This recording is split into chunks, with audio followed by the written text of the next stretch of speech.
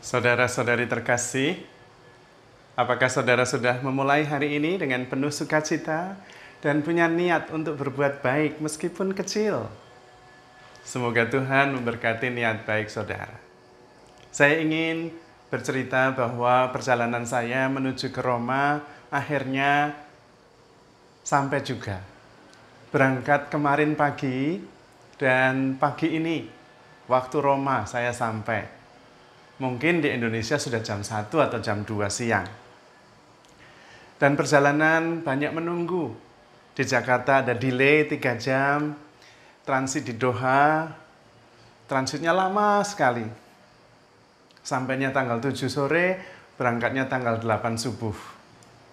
Dan ketika saya sampai di Doha, saya tidak mengenalinya lagi. Karena pada waktu itu, saya sungguh-sungguh tidak bisa membayangkan bahwa Doha akan menjadi seperti tadi malam.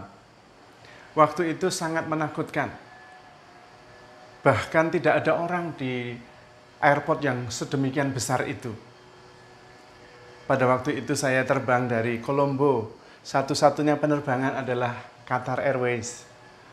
Dan transit di Doha selama 20 jam. Saya menunggu di Doha dan tidak banyak orang, bahkan bisa dihitung dengan jari. Di lounge pun tidak ada orang.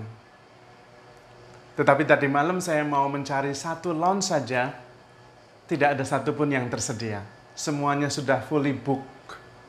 Sehingga terpaksa saya hanya duduk di kafe, minum, dan meletakkan kepala di kursi. Tetapi yang perlu kita pelajari adalah bahwa segalanya tetap berubah.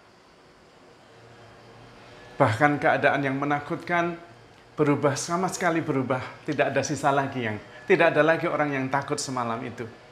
Bahkan tidak ada perbedaan antara pagi, siang, malam, dini hari, semuanya ramai. Begitu banyak orang yang bepergian.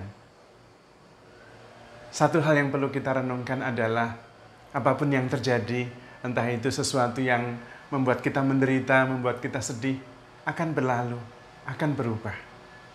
Tetapi juga sama, apapun yang membuat kita bahagia juga akan berlalu. Kalau sedih, jangan patah semangat, jangan putus harapan karena akan berlalu.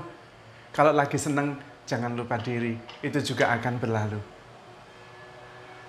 Dan itu yang terjadi dalam hidup kita. Dalam perjalanan tidak banyak pertanyaan tentang COVID, tentang dokumen, semuanya lancar. Puji Tuhan. Tadi juga begitu keluar dari bandara sudah ada nama saya. Ada orang yang menjemput saya, sudah diatur. Saya sungguh bersyukur. Karena sebagai seorang imam, apalagi imam OMI, di mana-mana adalah saudara. Masuk ke rumah juga ketemu saudara saya dari Afrika. Dan dia mengatakan, "Hi, welcome brother." Betapa menggembirakan, tiba di tanah asing. Dan ada yang menyambut kita sebagai saudara.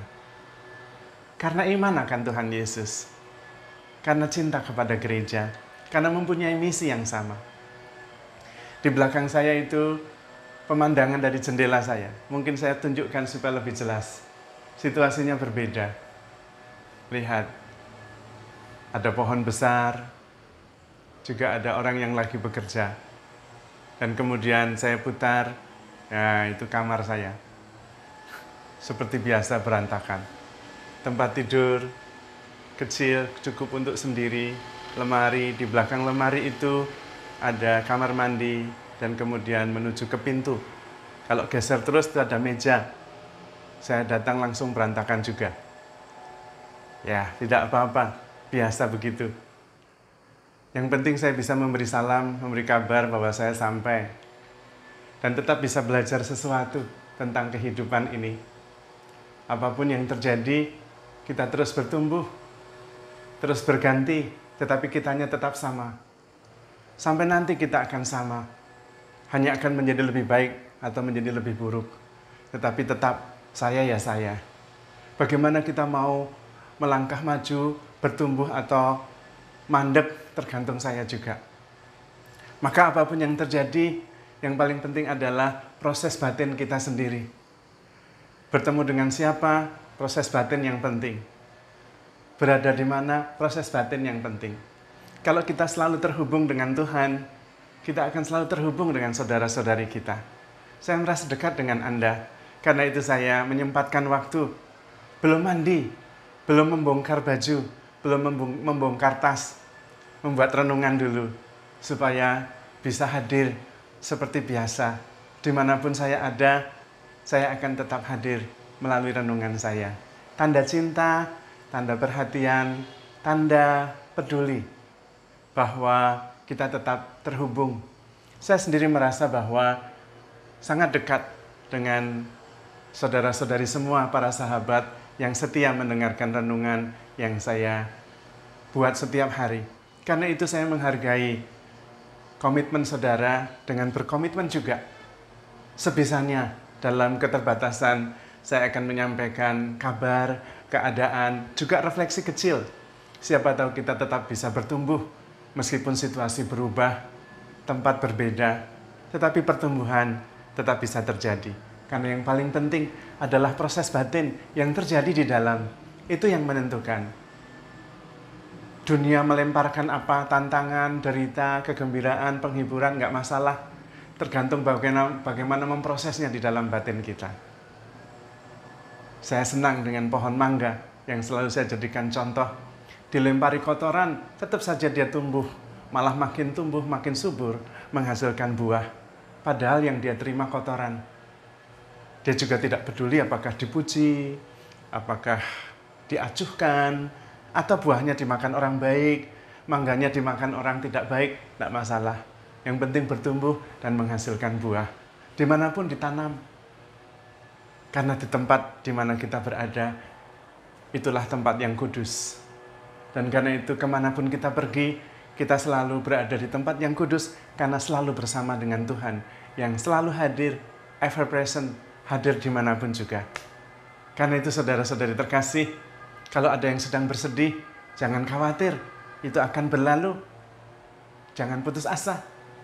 Kalau ada yang senang, jangan lupa diri, itu juga akan berganti.